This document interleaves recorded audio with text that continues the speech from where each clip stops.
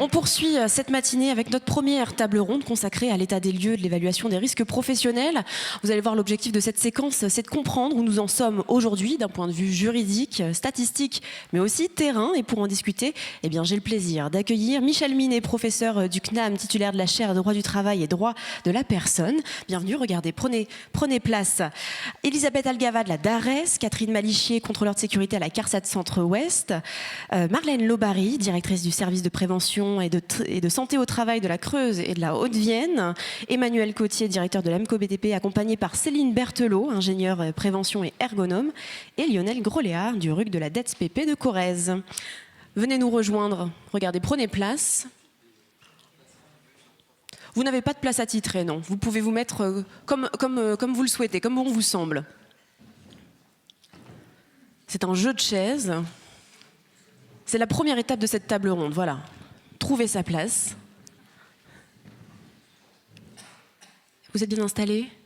C'est parfait. Alors vous avez des micros juste devant vous, je pense, qui doivent fonctionner. On vous laissera évidemment la parole à l'issue de cette table ronde, ici à Limoges, mais aussi sur YouTube. Alors on commence avec vous, Monsieur Minet. Merci d'être avec nous ce matin. Vous avez bravé la SNCF et vous êtes avec nous à l'heure, donc on est ravis de vous avoir. Le train est arrivé 1 minute en avance à Limoges.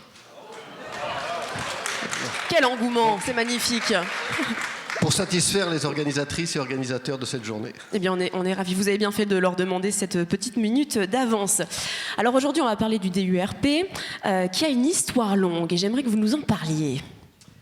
Alors oui, ça a déjà été évoqué par la précédente intervenante. Nous sommes dans l'Europe, et l'Europe travaille le droit français depuis au moins le milieu des années 70, même si tout le monde n'en a pas pleinement conscience. Parfois pour le meilleur, parfois pour du moins bon. Et on a une intervention du droit européen à partir de 1986, où à partir de 1986, l'Europe dit, eh bien, on va adopter des directives qui vont prévoir des prescriptions minimales en matière de santé et de sécurité. Donc c'est véritablement depuis 1986 qu'on a un droit européen en matière de santé et sécurité. Et ce droit européen en matière de santé et sécurité, il a complètement transformer le droit national qui existait bien évidemment déjà.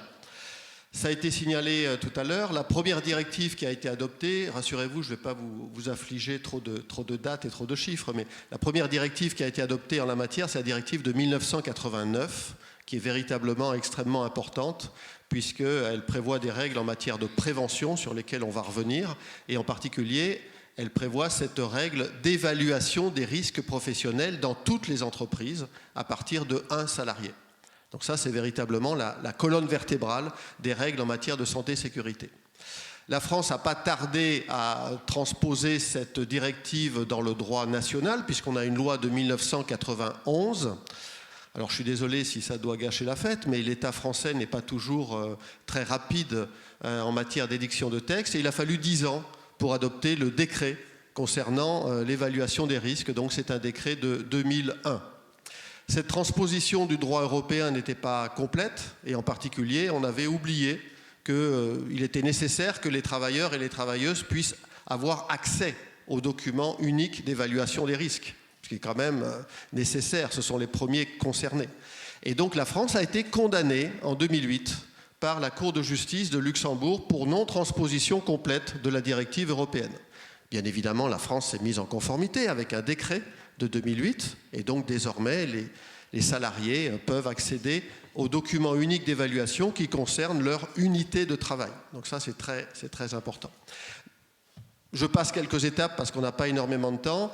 Les dernières dates qui sont véritablement importantes, c'est l'accord national interprofessionnel de 2020, sur la prévention des risques, qui a été signé par les partenaires sociaux, les organisations patronales, les organisations syndicales de salariés, en tout cas la plupart, et qui met l'accent sur la prévention primaire des risques. Et ces dispositions conventionnelles, on les retrouve dans la loi du 2 août 2021. Pourquoi cette loi?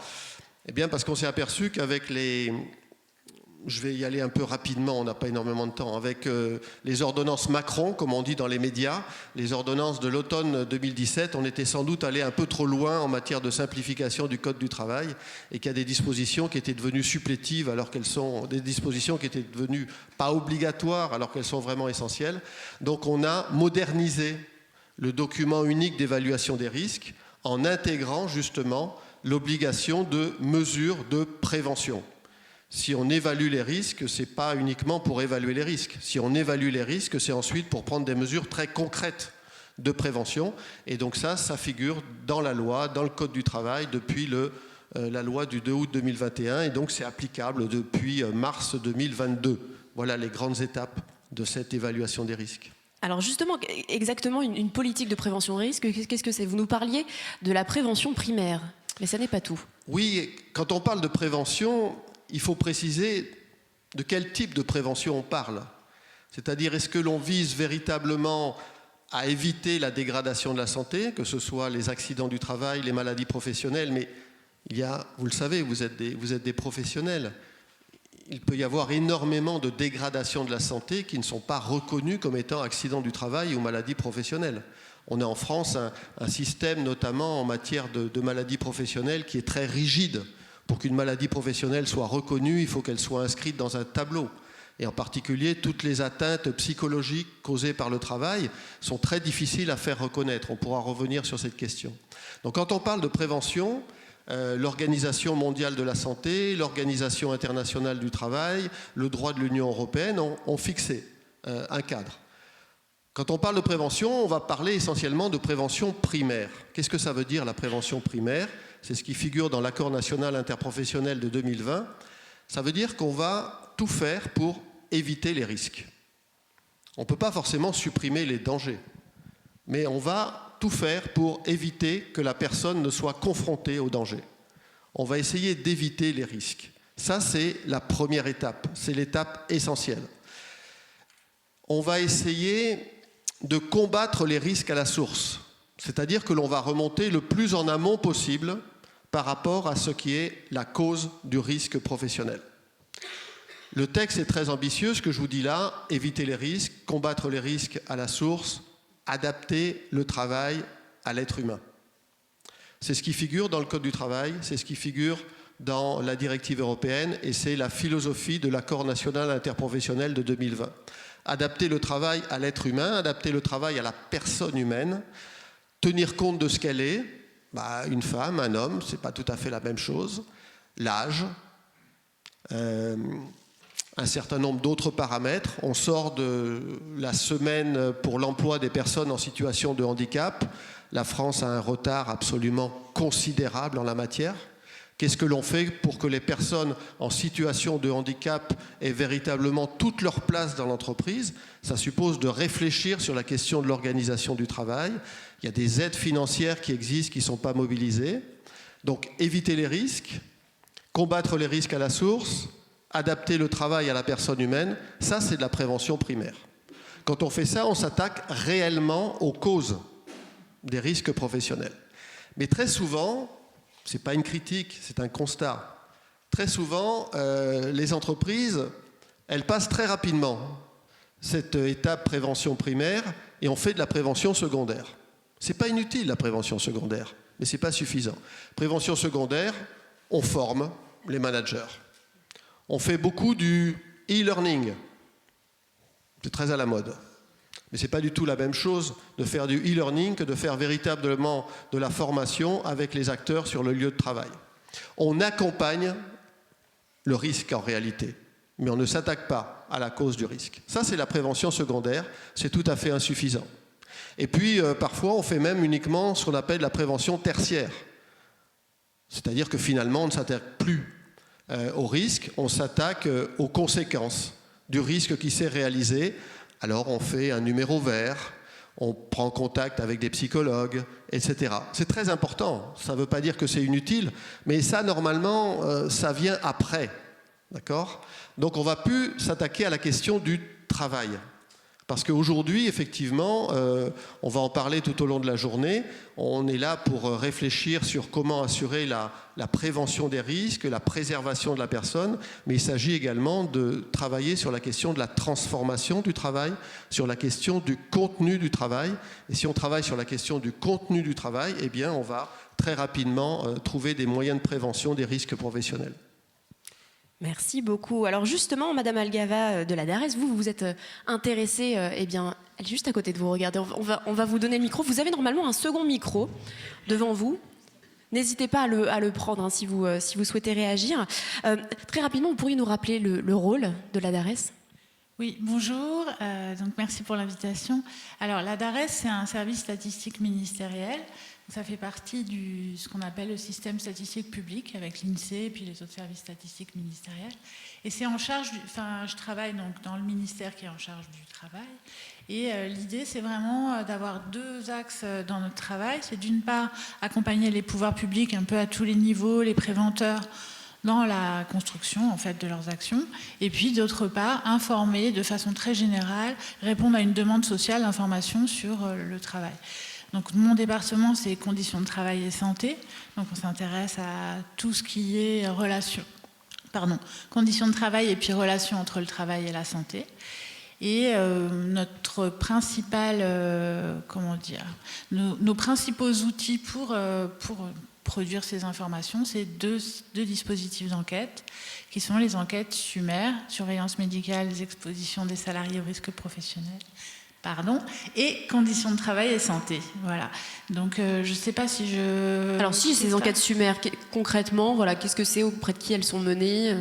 D'accord. Alors les enquêtes SUMER, c'est des enquêtes qui ont une particularité dans l'ensemble des enquêtes de la statistique publique, hein, puisque c'est des enquêtes qui sont réalisées par les médecins du travail et leur équipe pluridisciplinaire au moment où les salariés passent la visite médicale. Donc ce n'est pas des enquêteurs professionnels, mais en même temps ce sont des médecins, et donc on bénéficie d'une expertise très particulière en matière, et très précieuse, en matière d'évaluation des expositions au risque professionnel, notamment sur des expositions un peu techniques, sur lesquelles les salariés sont très peu informés. Donc quand il s'agit de mesurer par exemple l'exposition à des produits chimiques ou à des agents physiques très précis, vraiment l'apport des médecins du travail est capital.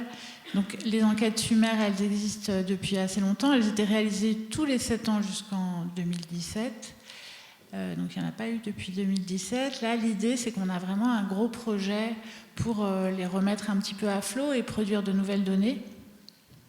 À partir de 2026, l'ambition, c'est d'avoir une collecte annuelle de l'enquête SUMER tous les ans. Donc les médecins feront passer quelques questionnaires. Donc on a beaucoup réduit le nombre qu'on souhaitait afin que ça puisse s'intégrer dans le travail des services de prévention, parce que sinon c'est vraiment compliqué pour eux, quoi. Enfin, de réaliser des questionnaires SUMER qui durent quand même 1 heure. Là, l'idée, c'est vraiment d'en faire une dizaine, étaler sur toute l'année, partager avec l'équipe pluridisciplinaire pour que ce soit le plus léger possible. Voilà. Et on a aussi l'autre enquête, l'enquête conditions de travail. Voilà, alors les enquêtes conditions de travail et puis devenues conditions de travail et risques psychosociaux, elles sont un peu plus anciennes. La première date de 1978, donc bientôt 50 ans. C'est une approche vraiment complémentaire, mais un petit peu différente. C'est-à-dire que là, ce sont des enquêteurs professionnels de l'INSEE qui vont au domicile des personnes. Donc ça crée vraiment une différence dans la tonalité des questions qu'on peut aborder. C'est-à-dire qu'on demande aux gens, en fait, pour évaluer leurs conditions de travail, leur vécu du travail. On leur pose des questions très factuelles. On essaye de ne pas demander des opinions, mais c'est vraiment leur perception de leurs conditions de travail. Est-ce qu'ils travaillent la nuit? Est-ce qu'ils peuvent entendre, par exemple, une personne si elle est à 2 ou 3 mètres d'eux, etc. Et donc ça c'est assez différent par rapport aux méthodes de mesure de l'enquête SUMER. Et puis, ça permet de couvrir aussi une population peut-être un peu plus large que les enquêtes SUMER, au sens où, comme on va au domicile des gens, on a vraiment toutes les personnes au travail, même les non-salariés, même... voilà, enfin, il n'y a pas de...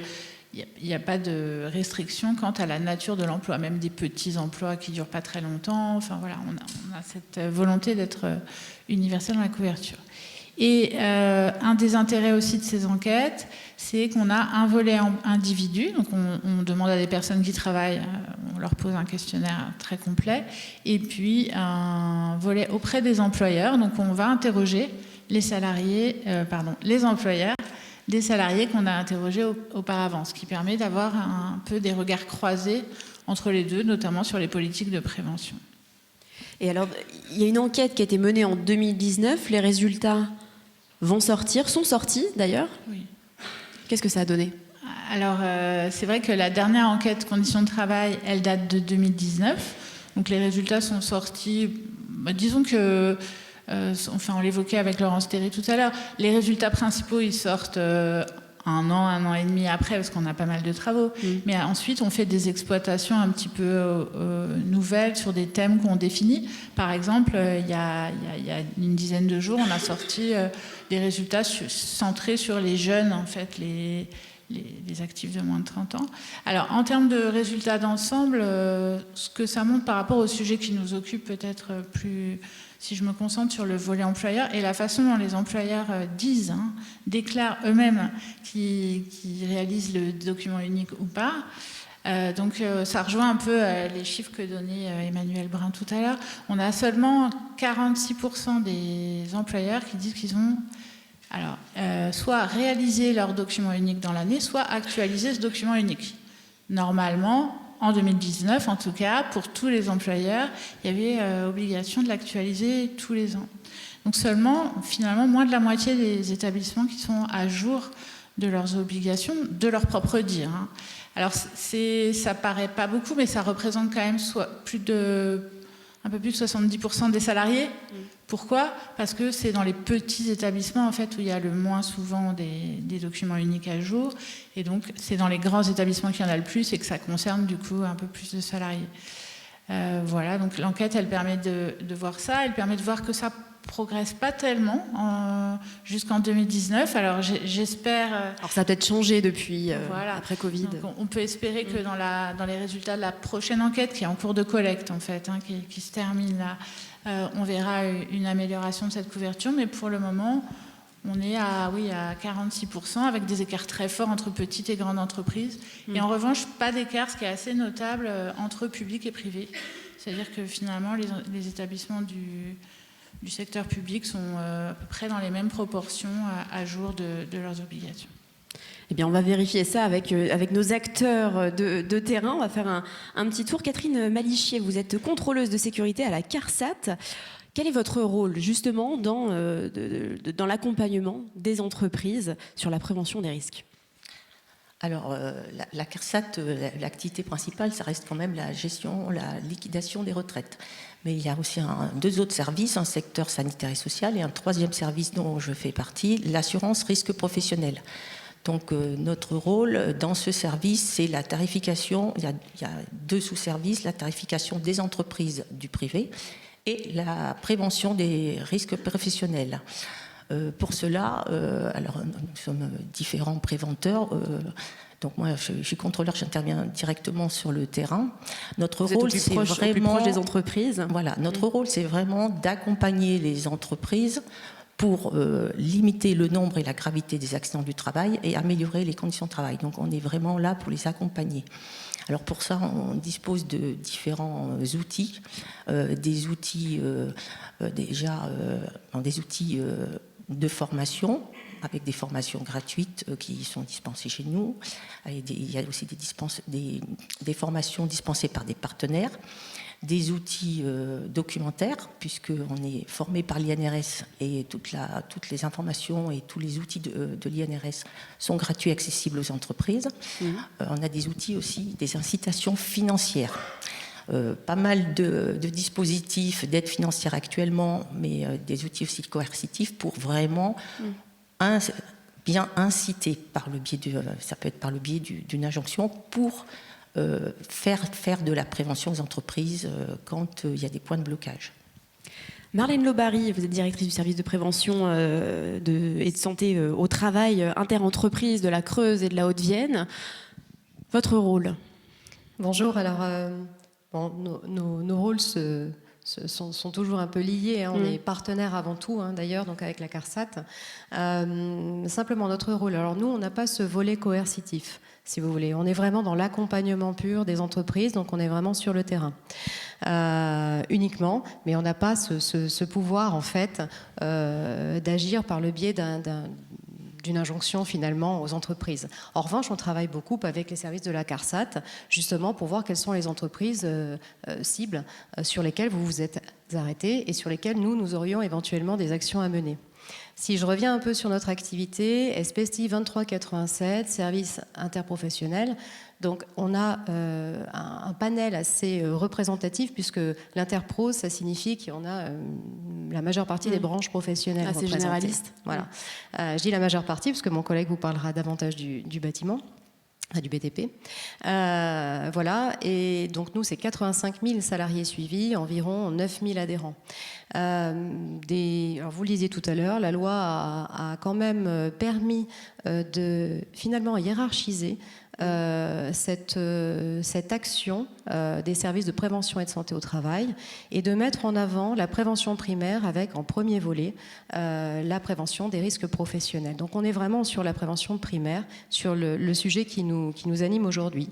Le constat qu'on peut faire, effectivement, j'en reviens à peu près au même chiffre que vous, finalement la moitié des entreprises globalement sont couvertes en tout cas, se sont saisis du document unique d'évaluation des risques professionnels. La mise à jour n'est pas toujours faite, clairement.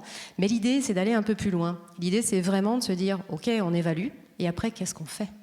Et nous, on est là aussi pour accompagner sur les actions terrain. Donc, dans un premier temps, on évalue les risques, on les aide à évaluer les risques. On a un outil, nous, qui nous est propre, qui s'appelle la fiche d'entreprise, où on a un premier repérage de ces risques. Techniquement, dans l'outil d'évaluation des risques, on devrait retomber à peu près sur les mêmes risques, hein, soyons clairs.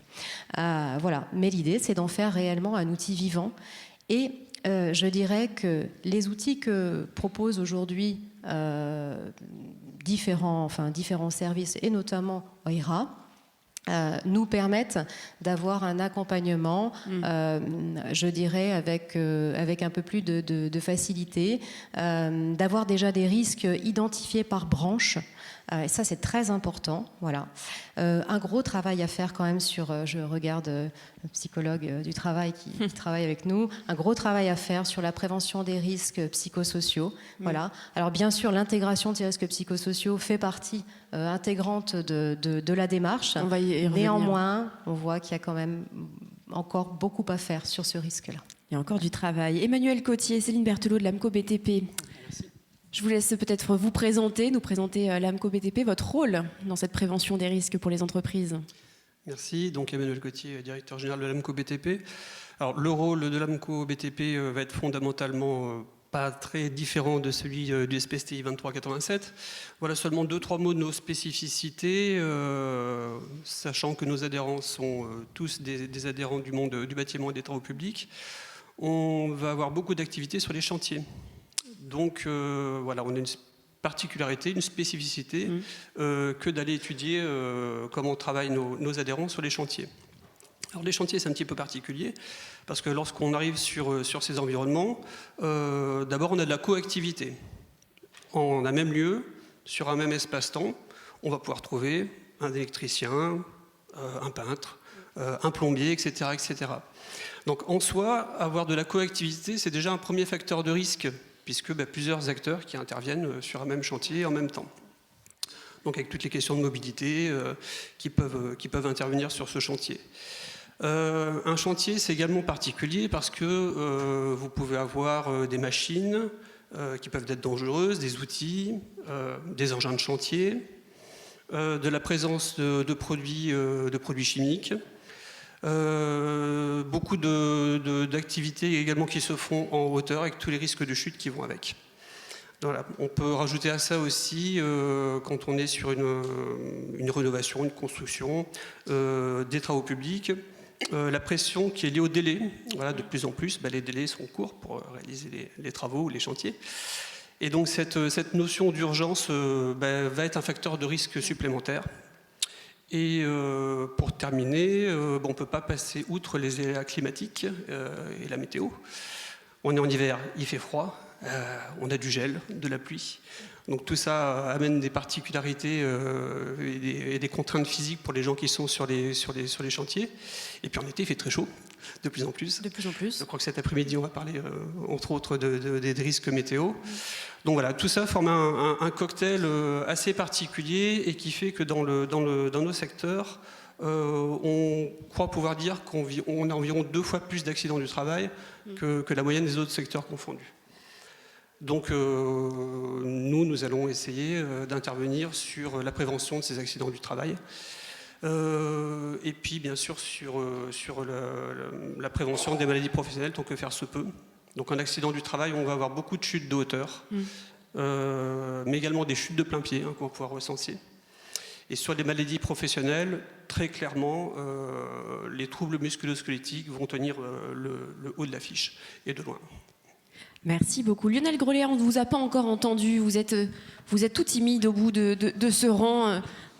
Alors vous êtes responsable de l'inspection du travail en Corrèze. Vous me faites un peu peur. Bonjour. Alors donc, je suis vraiment désolé de déclencher ce sentiment. Ah là là. Vous me laissez le mauvais rôle, mais je vais essayer de contrebalancer ces arguments. Donc l'inspection du travail, effectivement, a une mauvaise réputation, mais en fait, il faut quand même laisser penser que si nous avons à la main des outils coercitifs, la plupart des interventions des agents de contrôle de l'inspection du travail finissent par une lettre d'observation pour la plupart du temps. Et une lettre d'observation qui est un outil à la disposition des entreprises pour avancer en termes de prévention. Donc, nous sommes des agents de contrôle, mais nous sommes aussi des agents de prévention. Et nous travaillons en concertation avec nos collègues de la CARSAT. Maliché, je sais que vous intervenez en Corrèze avec mes inspecteurs. Et donc, je voudrais quand même faire tomber un mythe. L'inspection du travail n'est pas une administration qui vient seulement relever les compteurs dans les entreprises pour voir si vous répondez oui ou non. C'est pas binaire.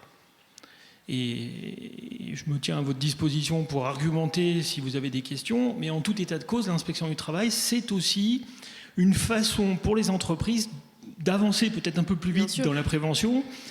Et si on veut faire le focus sur le document d'évaluation des risques, l'objectif d'avoir ou pas un document d'évaluation des risques, c'est pas l'objectif en tant que tel, mais c'est déjà de prendre en compte le réel et non le prescrit, d'associer les représentants du personnel, d'associer les salariés eux-mêmes. Et donc je pense qu'il faut voir l'inspection du travail comme un outil. Alors effectivement, on peut dresser un procès verbal, on peut faire des rapports à demande administrative qui seront à la main de la DRET pour les suites, mais là, je veux vraiment avoir en tête que la majeure partie des contrôles finissent par des lettres d'observation qui sont des moyens de prévention qui permettent de faire avancer la prévention dans les entreprises. Et donc aujourd'hui, justement, quand vous allez à la rencontre de ces entreprises, qu'est-ce que vous constatez par rapport à ce DURP ? Alors, moi, avant d'être le responsable de l'inspection du travail en Corrèze, j'ai été inspecteur du travail pendant une grosse vingtaine d'années, donc j'ai un peu d'expérience dans d'autres départements, donc j'ai une vision un peu globale. On constate effectivement que le document d'évaluation des risques est souvent vu comme une formalité administrative. Une autre formalité administrative. Et je pense que les entreprises, peut-être les petites entreprises, ne saisissent pas comme un outil qui peut leur permettre, par exemple, je vais faire un lien, des difficultés de recrutement, de permettre d'améliorer les conditions de travail pour favoriser, attirer des gens dans vos métiers. L'évaluation des risques, c'est la possibilité justement de faire l'analyse des conditions d'exposition des salariés. Et je pense que les conditions d'exposition, c'est la définition du risque. Et donc de voir comment dans ces conditions d'exposition on met en place des mesures de prévention, parce que l'objectif de document d'évaluation des risques, c'est pas d'avoir un document d'évaluation des risques, je crois que ça a été dit, c'est surtout qu'est-ce qu'on va en faire. Quelles sont les actions qu'on met en place Exactement. après. Quelles sont les actions de prévention qui vont être mises en place. Et donc, je pense que c'est fondamental qu'il y ait une démarche à 2 niveaux, c'est-à-dire on évalue les conditions d'exposition en prenant en compte le travail réel et non pas seulement le prescrit. Alors, c'est un peu un écueil de sous-traiter son évaluation des risques à des entreprises extérieures ou à des consultants, parce que peut-être que cette notion de travail réel peut justement peut-être être un peu galvaudée, mais surtout, qu'est-ce qu'on va en faire en termes de prévention pour améliorer les conditions de travail et puis pour rendre le secteur de l'entreprise plus attractif. Et vous observez aussi des évolutions, des changements peut-être par rapport à cette évaluation des risques. Est-ce qu'aujourd'hui les entreprises le font davantage avec toute cette prévention? Catherine Malichier. Je ne dirais pas qu'il y a plus d'évaluation des risques. De fait, la finalité, comme ça a été dit plusieurs fois, c'est vraiment que cette évaluation des situations réelles de travail aboutisse à un plan d'action. En effet, les entreprises voient ça comme une formalité administrative à chaque fois. C'est pas pour faire plaisir à la CARSAT ou à l'inspection du travail. Moi, je dis, c'est faire une évaluation pour trouver des solutions. Malheureusement, ce qu'on constate, c'est qu'ils s'intéressent à leur document unique, parce que le document unique reste une approche a priori. Sauf que les employeurs s'intéressent malheureusement, et il attachent de l'importance quand ils ont un accident grave ou mortel. Là, on leur demande de faire une analyse de leur accident, et du coup, on revient sur la base, parce que l'évaluation du risque reste quand même le socle de la prévention. Donc on revient au fondement, au fondement de la prévention, c'est l'évaluation a priori, mais même si l'accident a déjà eu lieu. Donc du coup, ils s'intéressent à ça, ils voient l'intérêt. Mais après l'accident. Voilà. Donc c'est de l'analyse a posteriori pour revenir sur de l'analyse a priori. C'est ça toute la complexité. Alors nous, le document unique, il faut savoir qu'au niveau de la CARSAT, pour toutes les demandes d'aide financière, c'est un document demandé systématiquement. Donc ça remet un petit peu une pièce pour les faire se pencher sur leur document unique. Mais le document unique, c'est s'autoriser à réfléchir sur 3 points. Je voudrais insister là-dessus.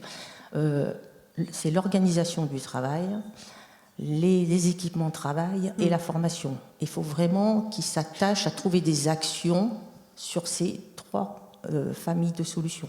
Dans les analyses d'accidents, c'est la même chose.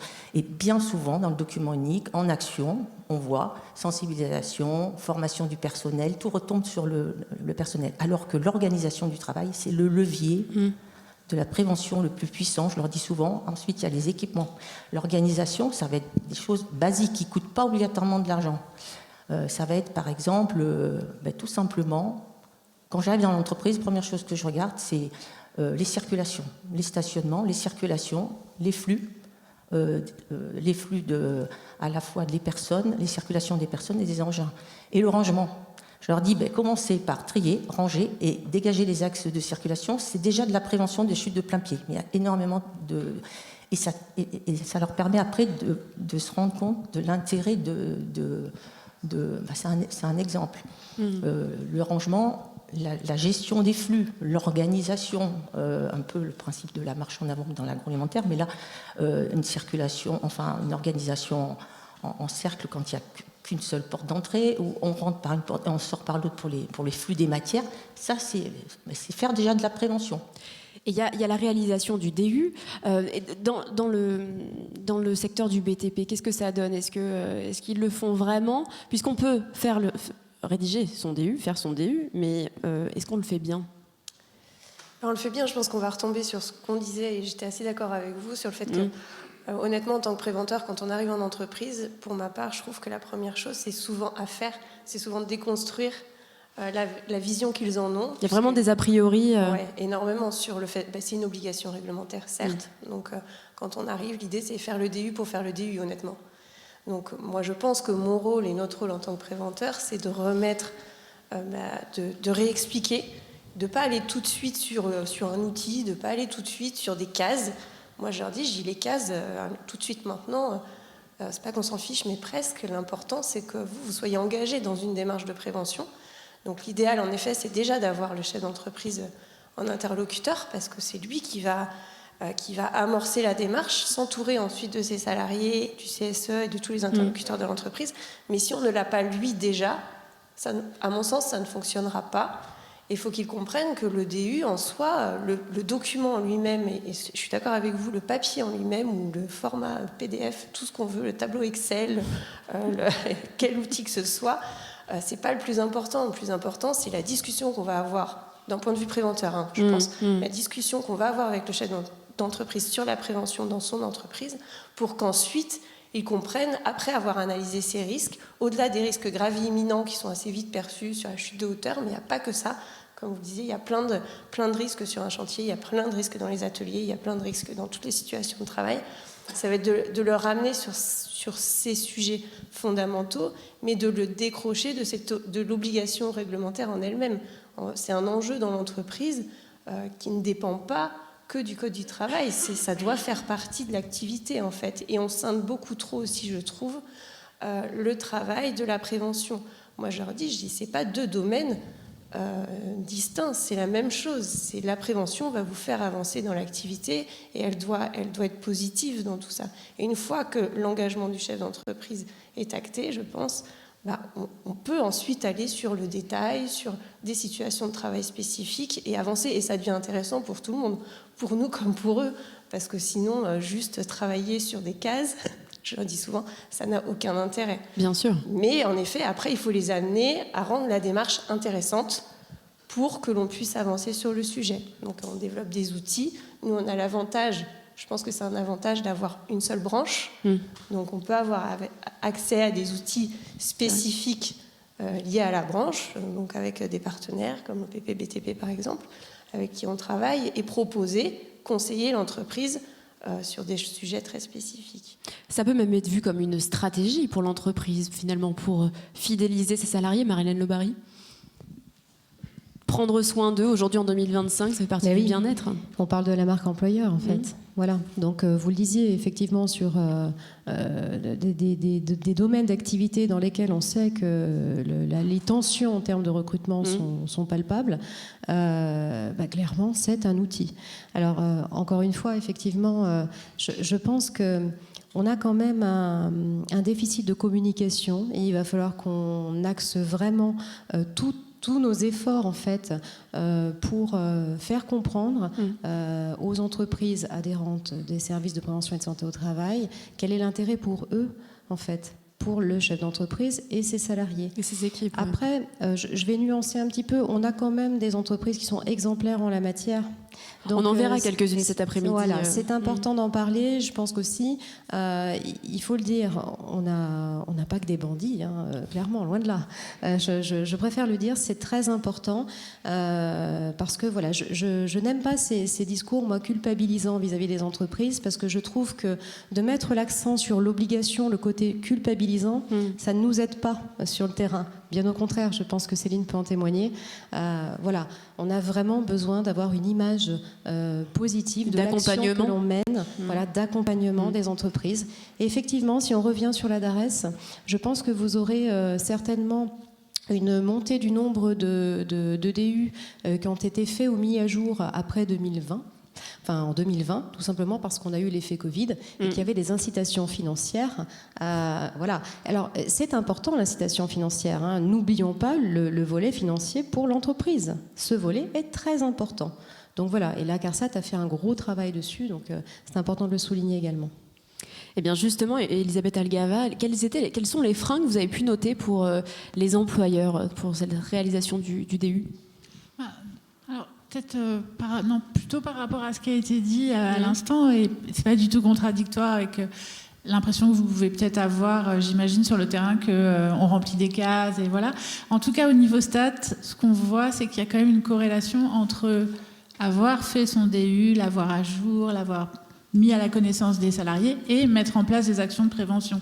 C'est quand même... alors, peut-être que, voilà, si on prend des cas, évidemment, ça ne marche pas toujours, mais au niveau global, c'est peut-être quand même... Enfin, ça peut quand même jouer le rôle de première marche, finalement. On entame une démarche, on fait quelque chose. Et donc, en tout cas, je vous dis statistiquement, c'est vraiment corrélé avec le fait d'avoir mis en place des actions, plus que dans les entreprises qui n'ont pas du tout de document unique. Voilà.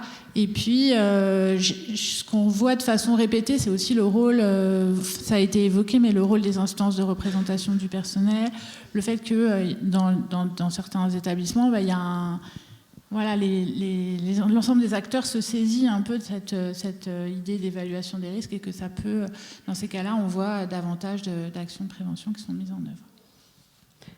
Vous souhaitiez réagir ? Oui, je dirais le frein par rapport au TPE, pour l'établissement du document unique, ils font de la prévention, mais sans s'en rendre compte. Alors je m'explique, par exemple, ils achètent du matériel, ils vont acheter un télescopique, une nacelle, mais ils ne vont pas obligatoirement le formaliser dans ce fameux document unique. Donc ils font des actions de prévention, mais c'est au cas par cas, c'est sur les désinvestissements ponctuels. Ça ne va pas toucher obligatoirement à ces fameux 3 familles, ces 3 leviers de prévention que sont l'organisation. Donc sur des investissements, oui, la formation un peu, mais l'organisation du travail, ils vont pas obligatoirement aller creuser. Moi, je rejoins ce qui a été dit tout à l'heure. La sécurité, la prévention, il faut la voir comme intrinsèque au travail. Et c'est peut-être ça la difficulté chez nous, c'est-à-dire que si on définit un mode opératoire, eh bien, il faut que la sécurité soit intégrée dans le travail et que ce ne soit pas en parallèle du travail, ce qui est souvent vécu comme une contrainte par le salarié. Ah oui, il faut que je me mette en sécurité, ça va me faire perdre du temps. Non, parce qu'il faut prendre le temps pour pas après en perdre après, voire perdre définitivement du temps quand on a un accident mortel, parce que quand on fait les enquêtes d'accident mortel, ben là, le chef d'entreprise, il prend conscience véritablement des risques, mais c'est trop tard, en tout cas pour ce salarié-là. Donc il faut que ça fasse partie intrinsèque du travail, et la sécurité doit rester une priorité. Et c'est pas encore dans l'esprit de tout ce que... Tant qu'il y a des salariés dans les entreprises, ce n'est pas des machines, on ne peut pas remplacer les membres, comme on peut réparer une machine facilement. Oui. La sécurité des humains, c'est la priorité avant de commencer à travailler. Est-ce qu'on a des observations sur les secteurs d'activité peut-être qui sont les plus, on va dire, les meilleurs élèves pour le DU ? Est-ce qu'on a pu observer éventuellement ? Ça rejoint ce qui a été évoqué, c'est-à-dire que dans les établissements où il y a beaucoup de risques, notamment dans la construction, il y a davantage d'actions qui sont mises en œuvre, alors que dans les services, la proportion, surtout les petits établissements des services, les actions sont forcément un peu plus limitées. Par rapport aux très petites entreprises, on avait une étude qu'on a financée qui était assez intéressante et plutôt... sociologique. Alors, vous me direz si ça rejoint ce que vous voyez. Ce que vous vivez sur le terrain. Oui, voilà.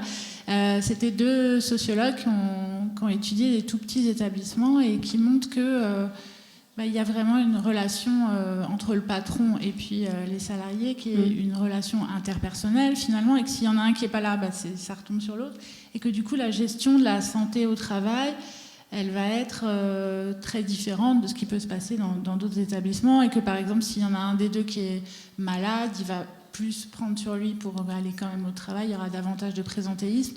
Voilà, c'était intéressant, je trouvais cette approche un peu sociologique, parce qu'on voit bien que ça ne peut pas être la même chose que dans un grand établissement de 250 salariés avec un service RH. Enfin, voilà, c'est un peu enfoncer des portes ouvertes, mais en même temps, je trouve que c'est important de le souligner, quoi. Vous le constatez, Lionel Groléa ? Alors, je vais distinguer 2 notions. Il y a les risques à effet immédiat et les risques à effet différé. Pour ce qui est risque à effet immédiat, on voit immédiatement qu'est-ce qu'il faut mettre en place comme mesure de prévention, risque de chute de hauteur, on va mettre des garde-corps, on va utiliser une nacelle. Et puis on a toute cette notion de risque à effet différé, risque chimique, manutention manuelle de charge, les troubles musculo-squelettiques, 87% des maladies professionnelles en France, et c'est qu'un tiers de la réalité sont des TMS. Je dirais que le delta de progression en matière de santé et sécurité, qui est une matière extrêmement complexe, la santé-sécurité,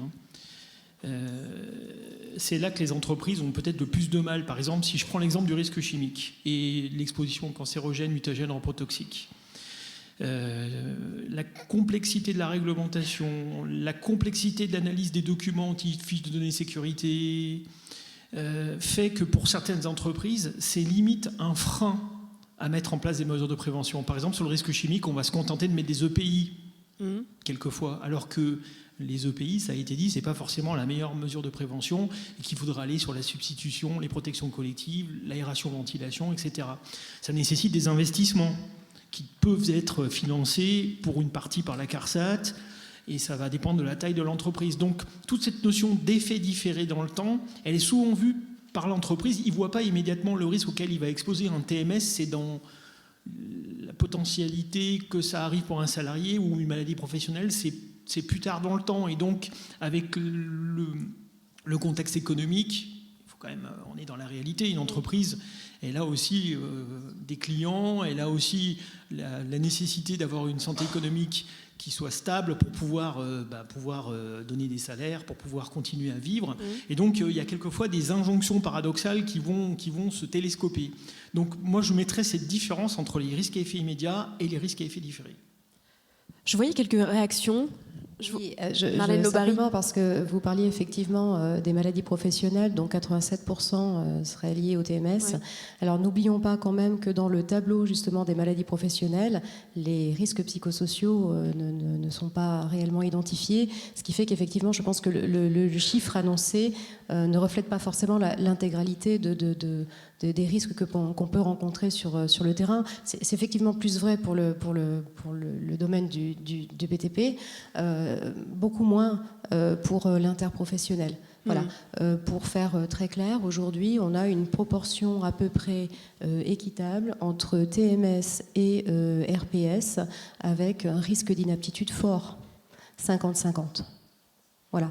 C'est important de le souligner parce qu'effectivement, je pense que peut-être ce tableau va évoluer d'ailleurs des maladies professionnelles à l'avenir. Oui. Voilà, mais le constat, en tout cas, que l'on fait sur le terrain, c'est celui-ci.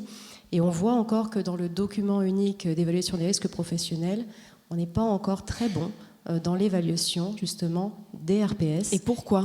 Et genré aussi. Voilà, on en parlait tout à l'heure, c'est aussi important.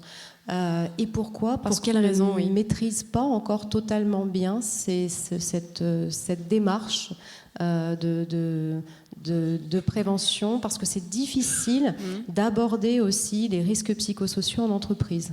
Voilà, c'est compliqué, c'est souvent quelque chose sur lequel on va mettre un mouchoir en se disant non mais en fait il n'y a rien, il ne se passe rien, il se passe quelque chose. Et on en parle justement dans le secteur du BTP, de ces risques psychosociaux ?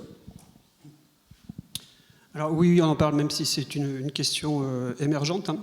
Mais dans nos statistiques de mémoire, voilà, quand on regarde de près un petit peu quelles sont les causes des inaptitudes, donc les troubles musculo-squelettiques viennent en premier point, sans aucun doute. Les risques psychosociaux doivent venir en deuxième ou troisième position tout de même. Donc voilà, donc ça démontre que même dans le secteur d'activité du bâtiment et des travaux publics, ce risque-là intervient. Un peu plus récemment également, alors il y a des entreprises qui sont plus avancées que d'autres, mais voilà, la question du risque climatique doit aussi être intégrée dans le DURP. Et je pense que la majorité des entreprises sont peut-être plus en avance sur la question des RPS que sur celle du risque climatique.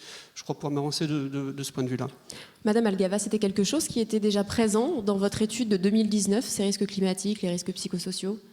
Alors, pour parler des risques psychosociaux et par rapport à ce qui vient d'être dit, en 2011, il y a eu un collège d'expertise sur le suivi statistique des risques psychosociaux, dans ce qu'on appelle couramment le collège Golac, parce que c'était présidé par Michel Golac. Et donc, ce collège a établi 6 axes que vous connaissez sans doute, d'analyse des risques psychosociaux. Dans nos enquêtes, on a participé en fait aux travaux de ce collège, et du coup, vraiment, nos enquêtes sont le reflet en fait des recommandations du collège. On a essayé de mesurer l'ensemble des risques psychosociaux de façon très complète. Alors, en termes d'évolution, malheureusement, je peux faire que du teasing, c'est-à-dire que notre première enquête très complète sur les RPS, elle était en 2016. La seconde, elle est en 2024-25. Et donc, j'ai pas les résultats, puisqu'elle est encore en cours de collecte. Quel suspense. Oui, voilà, c'est ça. J'attends avec impatience, je dois dire, parce que c'est vrai qu'avec la crise sanitaire, il s'est passé beaucoup de choses là en 8-9 ans. Et donc, on attend de voir ce que ça donnera. Mais ce qu'on fait par rapport à... Enfin, vous disiez que les maladies professionnelles, donc il n'y a pas de tableau burn-out ou santé mentale. Nous, en fait, on essaye de s'en extraire avec des techniques un peu d'analyse statistique, puisqu'on met en relation en fait l'exposition à des facteurs de RPS et l'état de santé. Alors, évidemment, ce serait un peu compliqué de vous expliquer.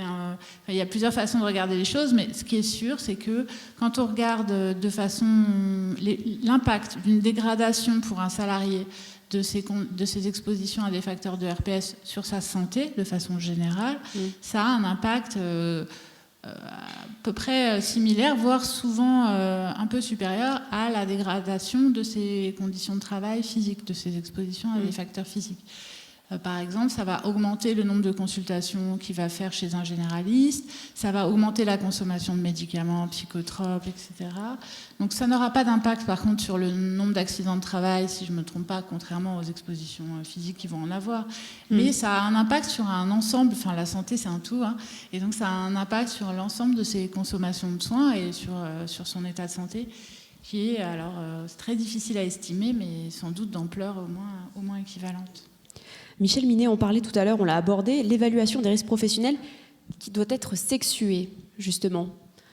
Oui, alors il y a un certain C'est important de faire la distinction. Il y a un certain nombre de points sur lesquels je voudrais apporter un éclairage. Les entreprises sont extrêmement différentes, hein, vous le savez. Les secteurs d'activité sont différents, les cultures d'entreprise sont différentes. Et par rapport à la question des risques psychosociaux, j'avoue que j'aime pas trop cette formule. Moi, je préfère parler de risques organisationnels parce qu'on ne sait pas très bien d'où ils viennent, les risques psychosociaux. Tout d'un coup, les risques psychosociaux sont apparus. Avant, ils n'existaient pas. Maintenant, tout le monde en parle. Vous savez, c'est un peu comme la discrimination ou le harcèlement. Ces risques organisationnels, on s'aperçoit que dans certaines entreprises, ils sont extrêmement présents et dans d'autres entreprises, eh bien, il n'y a pas de risques organisationnels ou de risques psychosociaux. Et on a un certain nombre d'études européennes qui ont été menées et qui montrent que globalement, c'est la faute de personne, c'est comme ça, c'est notre pays qui s'est construit de cette manière-là, mais que globalement, en France, le mode de gestion du personnel est beaucoup plus vertical que dans d'autres pays. Et ça se retrouve dans les entreprises. C'est-à-dire que dans certaines entreprises, on est sur un mode plus coopératif, plus de collaboration, et dans certaines entreprises, on est sur un mode très, très autoritaire, très vertical. Et ça va avoir des conséquences concernant les risques organisationnels, bien évidemment. Et c'est très difficile à aborder dans un document unique, parce que si on aborde cette question, ça veut dire qu'on remet en cause le mode de management habituel. Et dans certaines entreprises, ce n'est absolument pas toléré. Alors, vous avez tous entendu parler de cas qui sont évidemment emblématiques, qui sont tragiques. Vous avez tous entendu parler de l'affaire France Télécom, où les modes de gestion ont abouti à ce que des personnes, finalement, mettent fin à leur vie parce qu'ils ne supportaient plus le mode de management. Ça, ce sont des exemples extrêmes, mais bien évidemment, il n'y a pas qu'à France Télécom que ce genre de situation existe. Donc, la question du mode de gestion de personnel est tout à fait essentielle. Et ça oblige évidemment à réfléchir à toute une série de questions sur comment le pouvoir est organisé dans les entreprises. Ça renvoie aussi, puisque je crois que la plupart d'entre vous, vous êtes des chefs d'entreprise de PME. Il ne faut quand même jamais oublier qu'en France, la moitié des salariés en France travaillent dans des entreprises de moins de 50 salariés. Donc c'est extrêmement important, les TPE et les PME.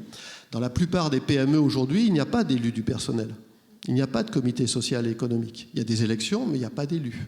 Donc ça va évidemment être une difficulté parce que du coup, l'employeur et les salariés sont privés d'un acteur qui pourrait intervenir en la matière.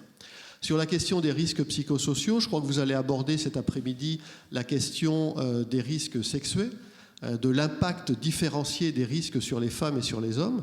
C'est une question absolument essentielle. L'agence de Bilbao qui est intervenue tout à l'heure, la fondation de Dublin, l'Institut syndical de Bruxelles, nos amis de l'ANACT ont mis en lumière le fait qu'en France, il y avait une sous-évaluation des risques auxquels sont exposées les femmes. Une sous-évaluation des risques dans les métiers qui sont majoritairement occupés par les femmes.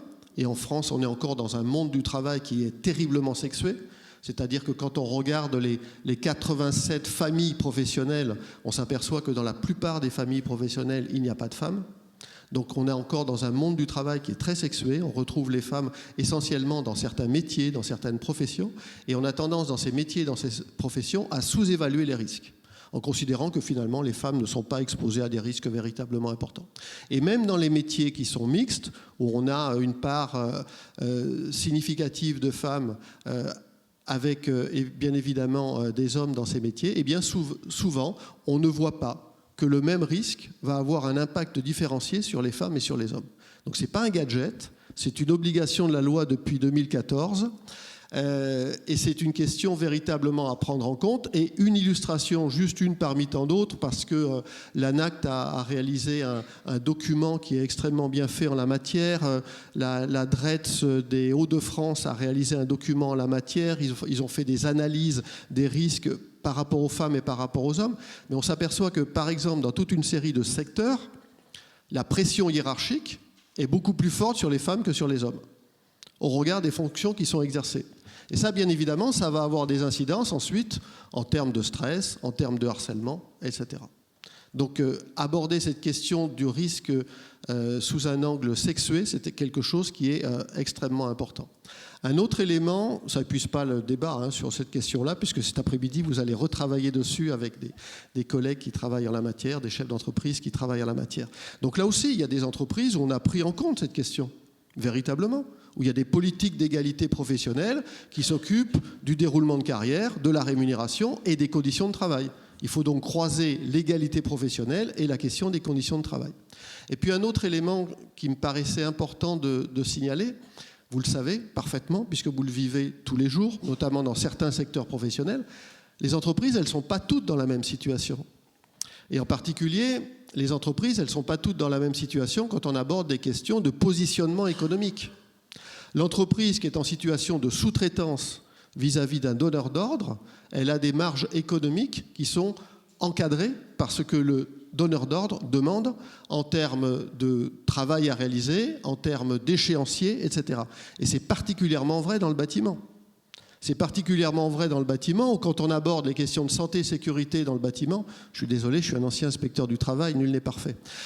Quand on aborde les questions de santé et sécurité dans le bâtiment, on voit bien que les entreprises sous-traitantes, que les entreprises sous-traitantes de sous-traitants, que les entreprises sous-traitantes de sous-traitants de sous-traitants, elles ont des marges beaucoup plus limitées. Et donc là, on a une véritable question quand on parle de document unique d'évaluation des risques. On a une véritable question de faire le lien entre les donneurs d'ordre et les sous-traitants. Parce que le chef d'entreprise de l'entreprise sous-traitante, il n'a pas les mêmes marges que l'entreprise donneur d'ordre. Et cette question-là, il faudrait pouvoir l'aborder, notamment au niveau des branches d'activité. Et cette question-là, justement, Lionel Greléa, vous arrivez à l'aborder quand vous allez au plus près des chefs d'entreprise, au sein des entreprises ? Au niveau de la dépendance économique, vous voulez dire, pour compléter ce que dit Tout à fait. Mais, effectivement, on n'a pas de marge de manœuvre. Ils sont plutôt dans un système où ils sont soit donneurs d'ordre, premier niveau, deuxième niveau. On peut voir ça, par exemple, dans certains secteurs d'activité, comme l'automobile, par exemple, où les sous-traitants de premier niveau, deuxième niveau, la marge de manœuvre, au plus on va être loin, au plus elles vont être limitées. Donc nous, on n'a pas de moyen de faire évoluer les choses là-dessus. Après, c'est la réglementation qui peut nous aider, mais non, en tant que tel, non. Et concernant les risques psychosociaux et aussi sexués, on va dire, ces risques ? Alors, au niveau des risques psychosociaux, force est de constater que la saisine des agents de contrôle ou des services renseignement du travail, puisqu'il y a un service renseignement qui aussi reçoit les usagers. On a énormément de plaintes ou du moins de problèmes qui nous sont remontés sur ce sujet-là. Qui évoluent, qui stagnent, je dirais que c'est quelque chose qui est apparu de manière un peu ces dernières années, qui est devenu prégnant. Ouais. Et la difficulté, c'est la difficulté de l'intervention, la problématique de la confidentialité de la plainte.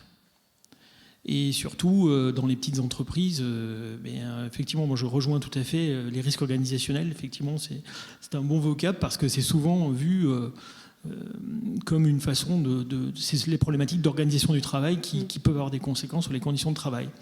Après, sur le volet sexué du document d'évaluation des risques, effectivement, c'est sorti en 2014, ça fait bientôt plus de 10 ans. À l'époque, je me rappelle avoir abordé cette question quand c'était pas, en tant qu'inspecteur du travail, quand ce n'était pas aujourd'hui sur l'actualité. Et je me rappelle d'avoir eu des réflexions d'employeurs qui disaient en gros mais on va devoir discriminer, enfin voilà, qui n'avaient pas forcément compris l'impact. Et effectivement, il y a des professions où les femmes sont plus exposées. Elisabeth Algava, par rapport à tout ce qu'on a pu entendre ce matin, par rapport à l'étude, est-ce qu'il y a des choses qui vous semblent avoir évolué, changé peut-être ? Vaste question. Vaste question. Je peux peut-être juste réagir sur la question des risques sexués et sur le fait que c'est étroitement lié en fait aux évolutions du monde du travail. Et c'est vrai qu'on a des familles professionnelles qui sont très ségrégées. Certaines sont plutôt féminines, d'autres plutôt masculines, mais il y a des évolutions en la matière. Et je pensais à ce qui s'est passé en termes de télétravail ces dernières années, c'est-à-dire que on est passé d'un télétravail qui était réservé à des cadres plutôt masculins avant la crise sanitaire à plus de la moitié de femmes parmi les télétravailleurs et télétravailleuses, et avec des risques un petit peu particuliers qui en découlent, c'est-à-dire notamment mes collègues ont travaillé sur la question du partage des tâches et de la charge mentale en fonction du fait que les personnes qui sont en couple télétravaillent ou pas. Et de façon intéressante et pas forcément hyper intuitive, ce qu'on voyait, c'est que parmi les parents d'enfants de moins de 3 ans, les pères qui télétravaillaient s'investissaient un peu plus dans les tâches domestiques, il y avait un meilleur partage. En revanche, en termes de charge mentale, c'est-à-dire le fait, pour nous, c'est appréhendé par le fait de devoir penser à son foyer, à l'organisation et tout pendant son travail. Alors là, l'écart entre femmes et hommes se creusait beaucoup. Donc, il faut vraiment... les évolutions, pas forcément celles qu'on attend. Et puis, il faut vraiment porter attention, je pense, à ces effets différenciés, effectivement, sur les femmes et les hommes. Voilà. Alors on va vous laisser la parole dans quelques instants, mais avant ça, un petit tour de table justement. Qu'est-ce qu'on peut faire aujourd'hui pour encourager davantage, pour accompagner les entreprises dans cette prévention des risques ? Nous avons 2 micros, ne vous battez pas, vous allez pouvoir répondre à cette question.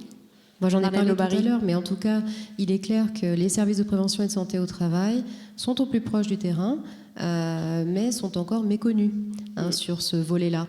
Donc, on a une vraie démarche de changement d'image aussi, parce qu'il faut en parler, c'est important. On a pris un virage, on l'a pris un peu vite, mais il fallait le prendre depuis longtemps. Alors on l'a pris un peu vite, mais il faut qu'on s'adapte très rapidement parce qu'il y a un réel besoin qui existe depuis très longtemps. Et je pense que voilà, la principale mission aujourd'hui, c'est justement d'être là parmi vous, de communiquer, d'expliquer ce que nous faisons, comment nous le faisons pour vous accompagner en fait. C'est vraiment l'idée. Alors, quand je dis vous, ce sont employeurs et salariés, parce qu'on parle aussi pour moi, ce sont des bénéficiaires en soi. Voilà. Donc pour ma part, en tout cas, voilà la vision de ce qu'on peut faire. Barry. Catherine Malichier. Je dirais que pour l'instant, le document unique pour les TPE, c'est encore un petit peu très incompréhensible. Ils n'arrivent déjà pas à distinguer la définition, qu'est-ce qu'un risque, qu'est-ce qu'un danger. Donc évaluer les risques par une approche par le risque, c'est déjà pas simple, pas très clair dans leur esprit. C'est pour ça que mettre à disposition des TPE des outils simplifiés comme avec le projet donc, de l'Agence européenne via les outils OIRA, c'est une façon d'aider les TPE pour mettre en place, pour évaluer leur risque et surtout définir, élaborer un plan d'action et que ce plan d'action soit suivi pour pouvoir avancer dans la prévention. C'est vraiment l'aboutissement. La finalité d'un DU, c'est pas évaluer pour évaluer, c'est que ça aboutisse à des mesures de prévention. Emmanuel Cotier. Merci. Je penserai aussi certainement à multiplier les partenariats. Voilà, on voit aujourd'hui avec la diversité des intervenants à la table ronde que avec cette question de la prévention peut intéresser et intéresse diverses institutions, organismes, etc., associations. Donc ne pas hésiter à faire jouer ces partenariats-là. Voilà, nous, en ce qui nous concerne, on travaille beaucoup avec, par exemple avec l'OPP BTP, la CARSAT, mais pas que. Donc je pense qu'on pourra aussi améliorer auprès du grand public cette image-là en travaillant de plus en plus ensemble. Et puis surtout intéresser aussi au plus près, c'est-à-dire sur le terrain, pouvoir convaincre à la fois les chefs d'entreprise et les salariés. De notre point de vue, il y a quelque chose qui est assez intéressant dans le monde du BTP, c'est que dans ce tissu économique où nous avons beaucoup de petites entreprises, il n'est pas rare d'avoir des entreprises avec 2, 3 salariés, 4 salariés. Et très souvent, le chef d'entreprise est aussi travailleur. Alors c'est un atout pour nous d'aller auprès de lui et de travailler sur cette évaluation des risques professionnels, sachant que lui-même est concerné au même titre que ses professionnels. Donc c'est aussi un avantage. Moi, je suis d'accord qu'il faut qu'on continue à être à l'écoute de leurs besoins. Il faut rendre la démarche accessible, parce que sinon ça ne fonctionne pas. Il faut qu'on continue à aller en entreprise, je pense. Enfin, ça, c'est un point de vue préventeur, mais je pense que le côté terrain est important, parce qu'il faut aller voir pour accompagner de manière efficace. Clairement, à mon avis, il n'y a pas d'autre façon de faire. Notre objectif, c'est de donner en effet des outils adaptés, parce que la finalité, c'est qu'ils s'emparent de la démarche. Nous, on ne peut pas être tous les jours dans l'entreprise avec eux. Donc, il faut que l'entreprise, elle prenne la démarche vraiment, qu'elle s'identifie et qu'il y trouve un intérêt, en fait. Bien sûr. Notre rôle, c'est de redonner un intérêt à cette démarche-là. Souvent, on l'a perdu. Quand on arrive en entreprise, ils n'ont pas du tout d'intérêt à le faire, si ce n'est de remplir l'obligation réglementaire. Donc, être à l'écoute, les motiver, les accompagner, et ça veut dire continuer à y aller, en fait. Je pense. Faire beaucoup de pédagogie. Lionel Groléa, regardez le micro. Ou Michel Minet, si vous souhaitez regarder le micro, passe devant vous.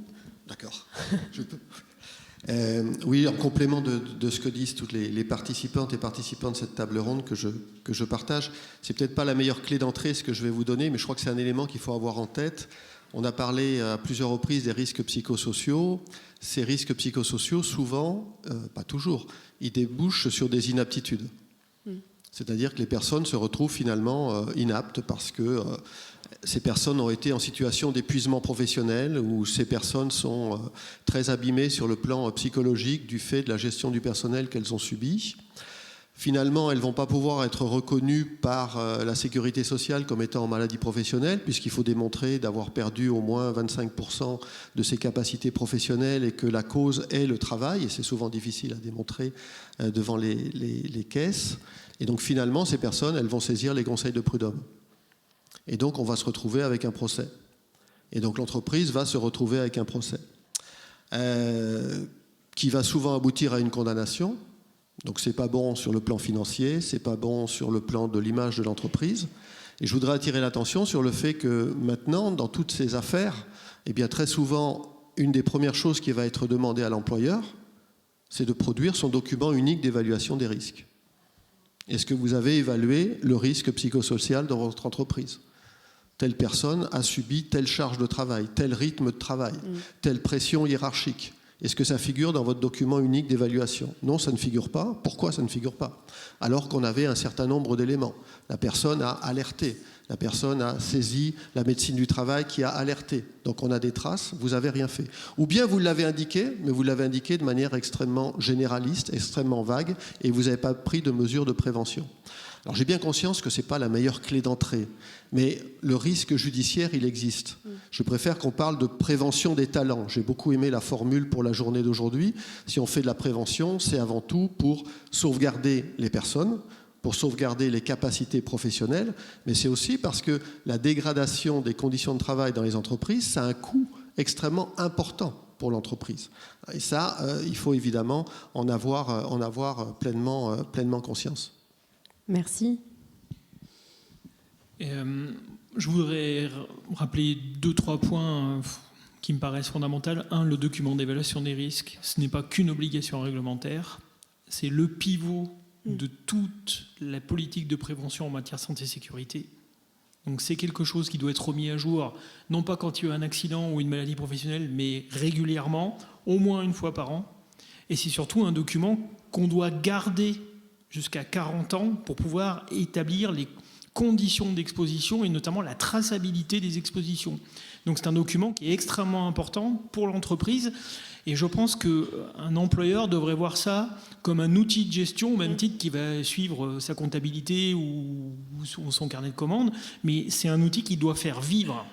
Et je pense que en fait, ce n'est pas un classeur qu'on met dans l'armoire et qu'on va sortir simplement quand l'inspection du travail va venir pour dire « bah voilà, je suis à jour, monsieur l'inspecteur ou madame l'inspectrice ». Non, c'est quelque chose qui doit vivre et qui doit pouvoir être un outil qui doit permettre d'augmenter la performance de l'entreprise sur le volet santé-sécurité.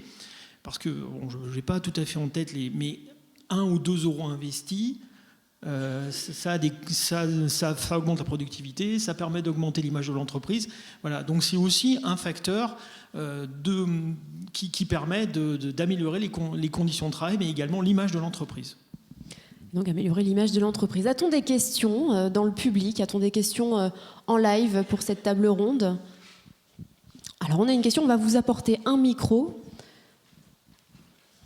On vous l'amène. Madame, merci de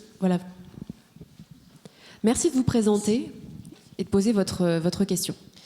Bonjour, je suis Stéphanie Amiot, psychologue du travail. J'interviens entre autres pour le service de prévention de médecine du travail du SPSTI, 2387, donc avec Madame Le Barry. Vous levez, je me lève. Oui, s'il vous plaît.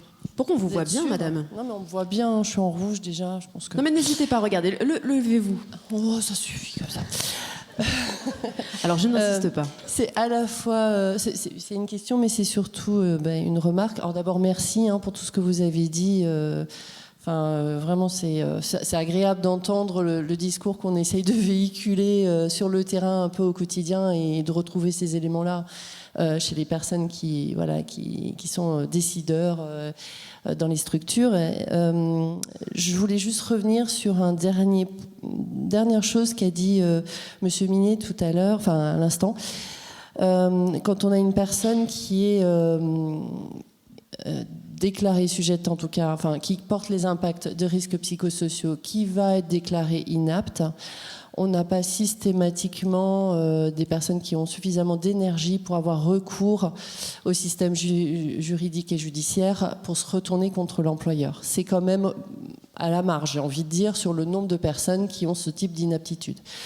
Moi, ce qui m'interroge aujourd'hui, c'est quand effectivement on a un salarié qui va être déclaré inapte suite à ces expositions aux risques psychosociaux, qu'on le sait, puisque c'est la raison pour laquelle il est déclaré inapte. La personne, elle va sortir de l'entreprise. Et ensuite, j'ai envie de vous dire. C'est-à-dire que l'entreprise, elle continue jusqu'au prochain. Et voilà, et le système, l'organisation continue d'abîmer des salariés.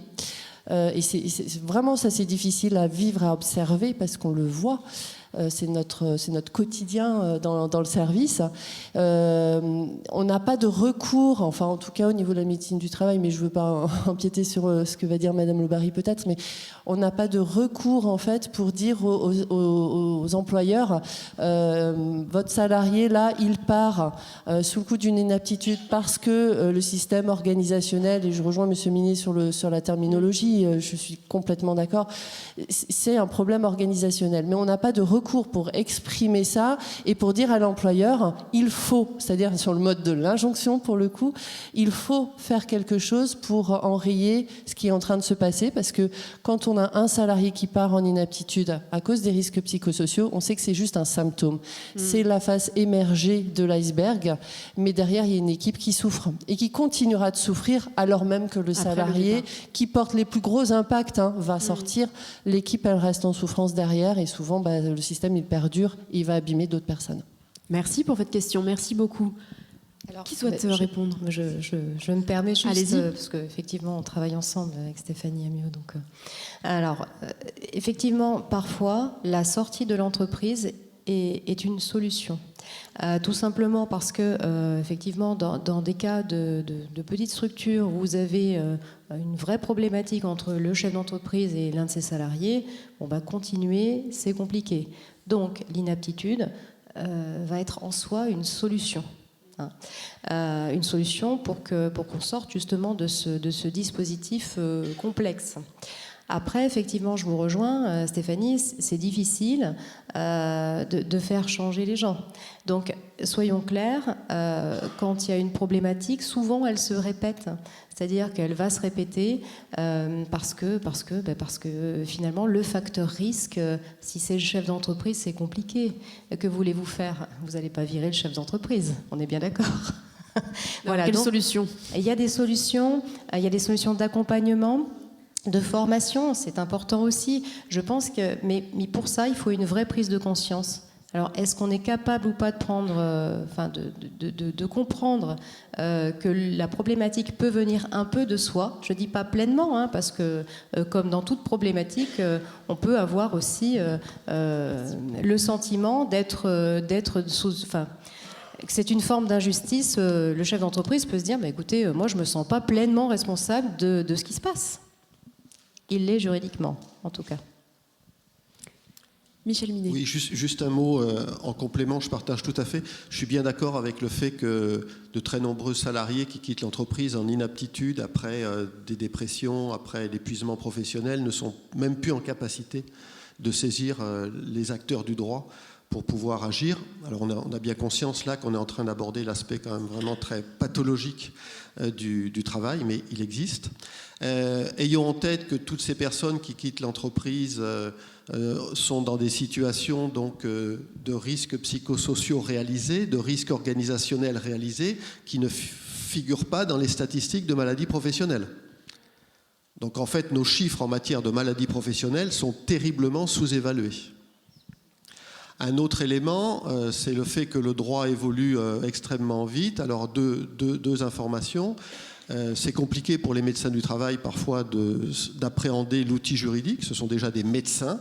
Ils mettent en œuvre l'art médical et on leur demande quand même de plus en plus de mobiliser des données sur le plan juridique, ce qui renvoie parfois à des difficultés quand ils rédigent les avis d'inaptitude partielle, etc. Et ils ont maintenant une possibilité aussi, c'est pas un droit d'alerte, c'est entre guillemets un droit d'alerte, d'écrire à l'employeur pour signaler que dans tel service, dans tel atelier, dans tel secteur, il y a un risque, il y a un problème, et ce signalement écrit doit faire l'objet de la part de l'employeur d'une réponse écrite. Alors ça, c'est très important parce que ça va pouvoir alimenter bien évidemment un dossier pour permettre à la personne qui n'avait pas d'autre solution que de quitter l'entreprise de pouvoir obtenir des dommages-intérêts. Et donc pour la personne, c'est évidemment extrêmement important. Juste un mot pour dire que la jurisprudence, elle évolue aussi d'une manière très rigoureuse concernant les modes de management. C'est-à-dire qu'aujourd'hui, les juges considèrent que certains modes de management sont tout à fait inacceptables et quand l'employeur licencie un manager qui avait un mode de management inacceptable, eh bien on considère que ce mode de management pouvait constituer une faute grave privative des indemnités de rupture. Donc un manager qui a un comportement sexiste, raciste, extrêmement autoritaire, etc., eh bien, il peut être licencié pour faute grave sans indemnité. Donc ça veut dire que l'employeur, il est quand même beaucoup plus fort aujourd'hui pour s'affronter parfois à des managers qui ont pris le pouvoir dans l'entreprise et qui ont des comportements inacceptables. Merci. Alors on a une question, a priori. On a une question, mais on n'a pas de micro. Attendez, on vous en amène un.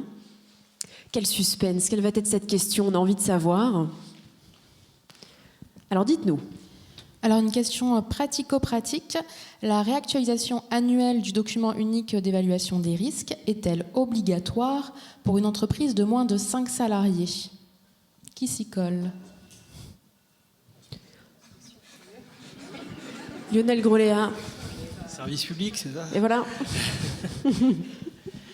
Il y a eu une modification réglementaire effectivement dans ce cas-là. Donc en fait, c'est plus de manière annuelle, mais c'est régulièrement. Il n'y a plus d'obligations annuelles comme... tout à l'heure, j'ai parlé d'obligations annuelles, c'était de manière générale, bien évidemment, mais je ne parlais pas des très petites entreprises, effectivement, qui est notre public aujourd'hui. Alors on va prendre une dernière question, s'il y en a une dans le public ici, très rapidement. Pas de questions, vous avez été extrêmement clair a priori. Merci beaucoup. Merci, on peut les applaudir s'il vous plaît. Merci infiniment. Merci d'avoir été avec nous aujourd'hui. Je vous invite à reprendre place